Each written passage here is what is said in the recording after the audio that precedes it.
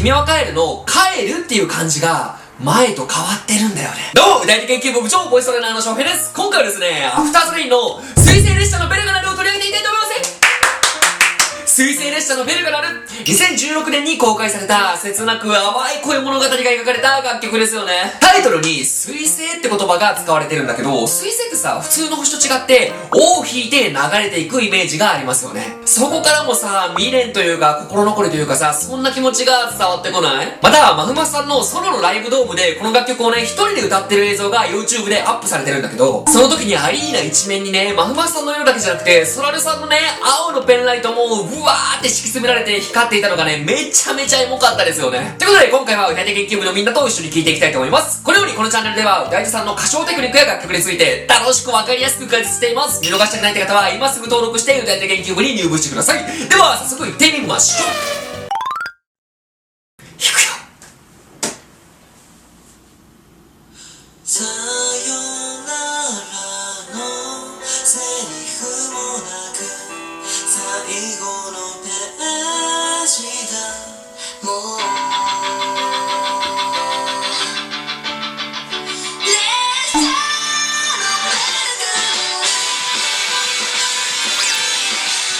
さあ、この楽曲、ピアノの繊細なタッチに、ソラルさんの柔らかい歌声が乗っかってスタートしていきます。このさ、ソラルさんの歌声とピアノの音色ってさ、めちゃめちゃ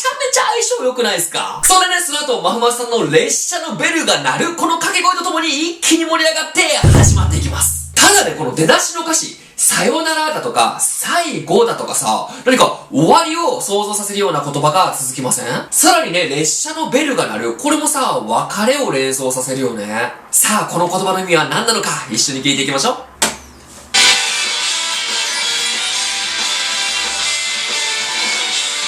こいいでしょ、イントロ。そうそう。そう、この楽曲、イントロのリズムパターンがめっちゃかっこよくて、普通の楽曲だとね、ワン、ツー、スリー、フォー、ワン、ツー、スリー、フォー、ワン、ツー、スリー、フォー、ワン、ツー、スリー、フォー。こんな感じでコードが入れ替わっていくんだけど、この水星列車のベルが鳴るわね。ワン、ツー、スリー、フォー、ワン、ツー、スリー、フォー、ワン、ツー、スリー、フォー、ワン、ツー、スリー、フォー。こんな感じでリズムが突っ込んでるんだよ。このリズムパターンね、シンコペーションだとか言ったりするんだけど、このようにね、リズムを突っ込ませることによって、疾走感やインパクトを演出することができるんだよね。だからね、リスナーはね、この感想を聞いてる時にね、ずっとワクワクできるんだよ。この先ね、この突っ込んだリズム、シンコペーションも意識しながら感想を聞いていきましょう。ワン、ツー、スリー、フォー。ワン、ツー、スリー、フォー。ね。空で輝いた星も晴天の空で見落とすようにさあ、A メロはソラルさんパートで展開していくんだけど、ここもね、エレキギターに注目してみてほしいんだよ。さっきの感想は、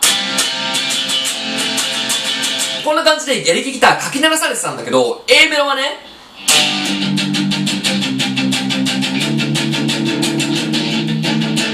こんな感じでズンズンズンズン刻むような伴奏に変わってるんだよね。これね、エレキギターのブリッジミュートだとか言われる奏法で、ロックで主に用いられる奏法ですね。でね、このロックな音にもソラルさんの声質ってめっちゃ合うんだよね。ピアノのような繊細な音にも合うし、力強いエレキギターにも合うってさ、もう最強じゃない？で、こっからまふまさんにバトンタッチ、行こう。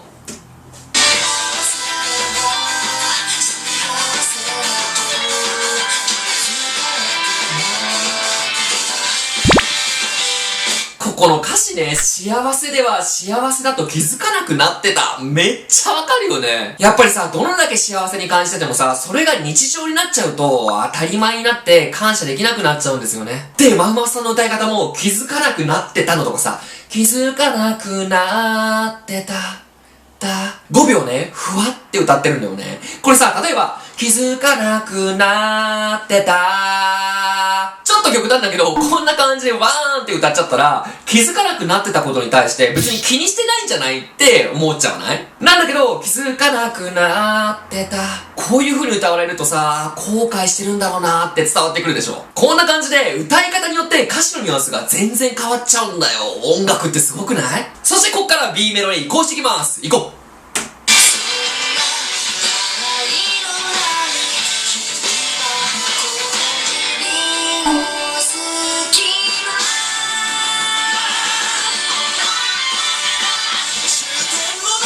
さあ、B メロでもね、エレキギター、新しいパターンが出てきます。A メロの時はね、こんな感じで刻んでたんだけど、B メロはね、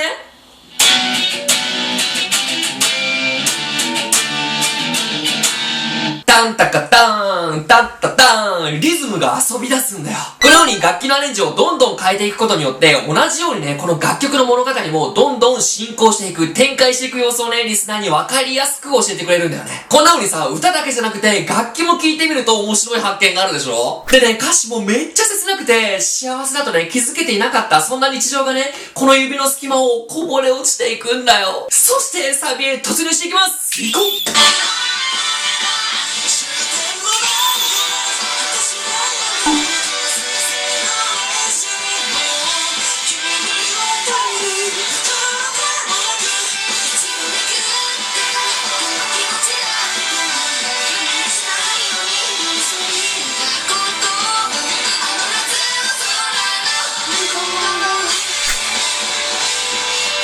さあ、サビはね、またソラルさんからスタートしていくんだけど、力強くね、アクセントをつけることによって、サビ感をしっかり演出してるね。でね、歌詞がまた意味深なんだよ。終点もないような果てしない闇の向こう。もうね、君は帰る、行くあてもなく。ここで初めて君っていう言葉が出てくるんだけど、どうやら君はね、帰ってしまうんですよね。なんだけど、不思議なことに、帰るって言ってるのに、行くあてもないんですよね。なにどういうことって思ってたらそっからまたマフマさんにバトンタッチしていきます。でね、マフマさんのパートは、一度脈打ったらこの気持ちだって止まってくれやしないのに、これはね、君に対する恋心のことを言ってるのかもしれないですね。なんだけど、言いそびれた言葉もある夏の空の向こう側。この歌詞から察するに、そのね、好きだっていう気持ちは最後まで君に伝えることはできなかったんですね。なんて切ないんだろうね。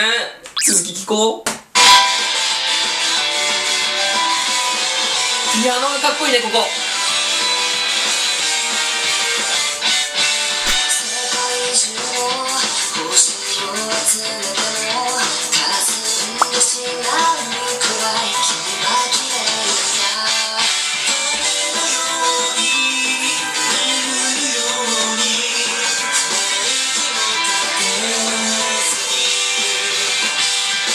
さあ、また2番の A メロは、ズンズンズンズン、ブリッジミュートのエレキギターのバッキングで展開していきます。でね、ここの歌詞が世界中の星を集めても霞んでしまうくらい君は綺麗だ。めっちゃキザ。でもマフマフさんらしいよね。でさ、その後なんだよ。羽のように眠るように寝息も立てずに。ここの表現不思議じゃないですか。なんかさ、温度を感じないというか人形のようなさ、なんかいろんなことを匂わしてくる歌詞でしょ。B メロ行こう。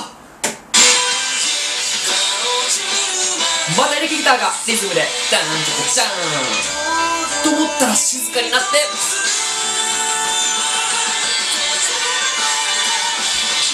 ね、またね、1番と同じように B メロはエレキギターのリズムが遊び出すんだけど、なんといってもね、毎回サビの前のアレンジがめっちゃかっこいいんだよ。そのまま盛り上がってわーサビーっていくんじゃなくて、一回ね、ちょっと静かにするんですよね。で、そっからわーって盛り上げていってサビに行く。こんな感じ。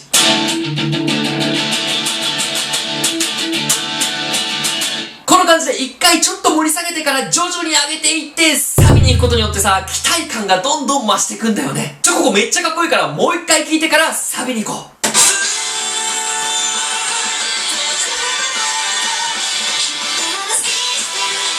ね、かっこいいでしょ。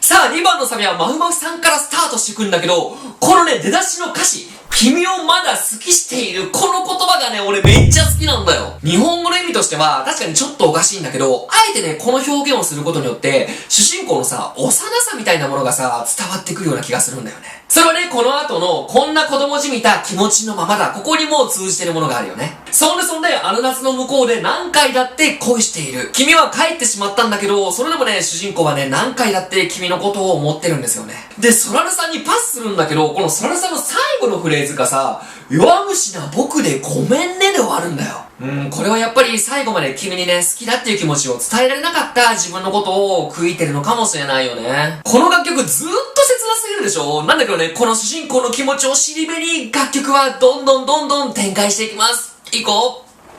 手を溶かして朝焼けの窓に見そう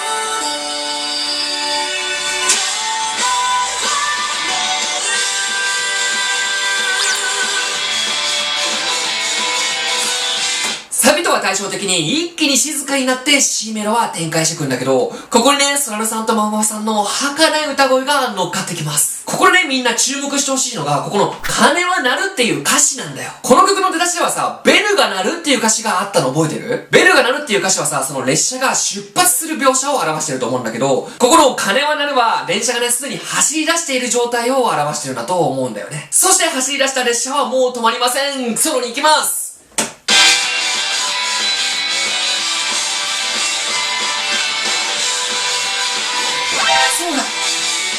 このさっき言ったまふまふさんのソロライブ映像でこの感想部分でさ、アフターズレインの曲も連れてこれたぞって言ってたのがさ、めっちゃエモくなかった？それだけ。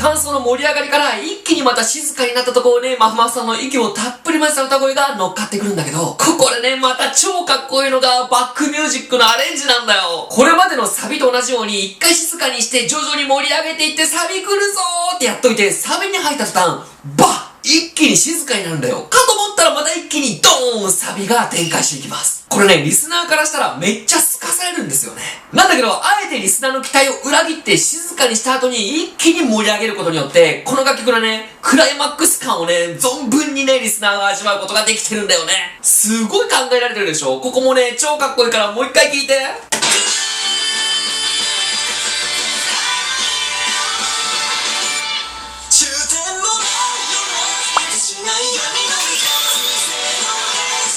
ね、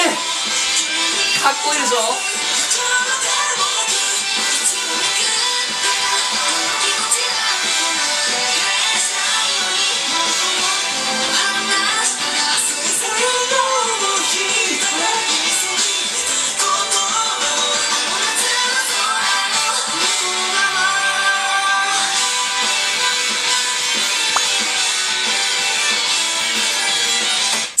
最後のクライマックスもね、これまでのサビと同じような歌詞で展開していくんだけど、一箇所ね、圧倒的に変わってるところがあるんだよ。それをね、終点もないような果てしない闇の向こう、水星の列車で、もう君は帰る、行くあてもなく、ここの歌詞なんだけど、もう君は帰るの、帰るっていう漢字が、前と変わってるんだよね。ここでね、改めてはっきりと描写されてるんだけど、僕が恋心を抱いていた君は、もうこの世にはいないんですよね。いや、これね、1回目聞いた時はね、気づけなかったんですよ。でね、2回目聞いて、この事実に気づいてからはね、もう涙腺が崩壊するでしょ。で、さらにね、ここで追い打ちをかけるように泣かせてくるのが MV なんだよ。この最後のサビで、君との幸せだった時間が、走馬灯のようにね、回想されていくんですよね。ここもね、めちゃめちゃ素敵なんで、ぜひね、概要欄から本家様の MV をチェックしてみてください。今回はバックミュージックのアレンジを中心に解説してきたから、なかなかね、MV のことには触れられなかったよね。だからね、歌い手研究部 MV 考察班の皆さん、ぜひね、どんなように受け取ったかコメント欄で教えてくれるとめっちゃ嬉しいです。でさ、やっぱりアフターザレインはさ、恋愛ソングを描いても一味も二味も違うんだよね。これもさ、アフターザレインが多くの方に愛される理由の一つなのかもしれないですね。今回も最後まで見てくれてありがとうございました。このようにこのチャンネルでは、歌い手さんの歌唱テクニックや楽曲について楽しくわかりやすく解説しています。見逃したくないって方は、今すぐ登録して歌い手研究部に入部してください。では、また次回の動画でお会いしましょう。バイバイ。